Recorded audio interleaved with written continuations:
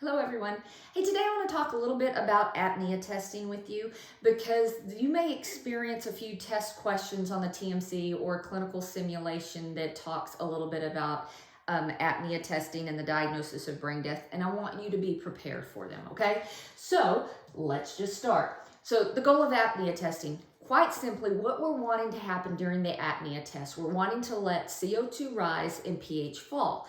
Because in the normal brain, when that happens, the brain stimulates the body to breathe faster, to blow the CO2 off. So in brain death, a person that is brain dead, they will not, their brain's injured, they will not have that drive to breathe. So they will not initiate spontaneous respirations in response to that high CO2 and low pH. All right. There are some things that we have to make sure we've got going on prior to the start of the test. Number one, the patient has to have a blood pressure, a systolic blood pressure of at least 100 millimeters of mercury, or a mean arterial pressure of around 60. All right, so to have that happen, you may need to use volume expanders or vasopressors, but your blood pressure has to be in this range. The patient also has to be relatively normothermic, okay? A minimum temperature of 36 degrees Celsius, which is about 97 degrees Fahrenheit. Because hypothermia, when a person's hypothermic, the normal metabolism doesn't produce as much CO2, so there may be a blunted response to breathe. So we want to make sure they are at least 36 degrees. We also want to make sure that their CO2 before the start of the test is 35 to 45. So you'll need to set your minute volume on the machine to achieve that. They also need to be hyperoxygenated with 100% for about 10 minutes. We do not want the tissues of the body to suffer from hypoxia during this test. And this test oftentimes runs for 8 to 10 minutes. All right. And also, it would be great to have an art line in the patient because we're going to be drawing a blood gas to monitor that CO2, and point of care testing. You don't want to have to go and take that blood somewhere. So these are recommendations at the bottom, okay? All right, so here's how we do the apnea test.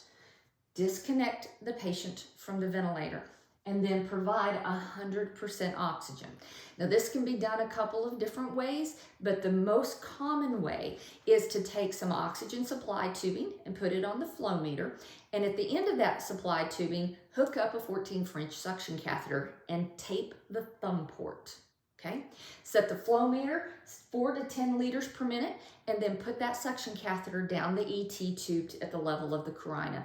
That keeps continuous 100% FiO2 flowing into the lungs because, again, we don't want the tissues hypoxic. All right, so this test is going to continue until the CO2 is at least 60 and the pH falls below 7.30. Because if the medulla is functioning, that will stimulate the drive to breathe. So if a person fails to breathe at this criteria, that's how they diagnose brain death, okay? Now, if we have a person that has chronic hypercapnia, like a COPD patient, we're gonna let this test continue until their CO2 is greater than 20 millimeters of mercury above their baseline. So hopefully you have a blood gas and you know what that baseline CO2 is for a COPD patient.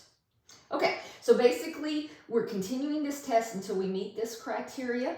But we have to monitor during the test, and this is what we have to look out for. So we need to abort the test if they start breathing, because if they start breathing, they are not brain dead. Stop the test. All right. If their blood pressure falls, okay, if that systolic pressure falls below 100 or the mean arterial pressure falls below 60, we're stopping the test. If their SATs drop below 85, okay, we're stopping the test.